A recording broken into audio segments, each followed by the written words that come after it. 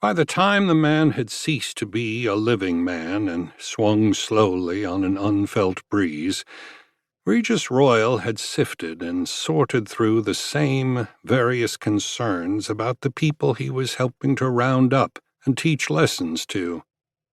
When he'd first approached Ambrose Dalton, Chaw Perkins, and Dubber Jones, and a few of the other ranchers in the region, about ways to deal with the rustler problem, he'd been far more fired up about the task.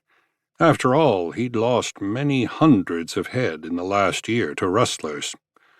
A significant number were lost in the cover of night to filching border wolves, gangs of vaqueros, and gringos with no more pride than a saloon drunkard begging for coins.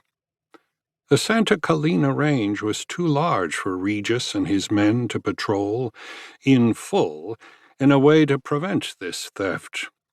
The other ranchers had the same problem with their respective spreads, but together, by loaning each other men, and by paying lone riders to lurk the ranges, keeping an eye out for depredations, then tracking the thieves, they were able to slowly nibble away at the poaching problem.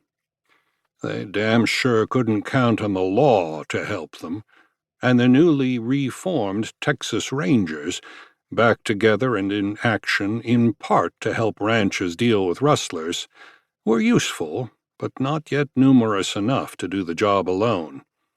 Until then, the ranchers agreed they would do the job themselves, and that meant doling out justice as they saw fit. That was the part about which Regis had been uncertain.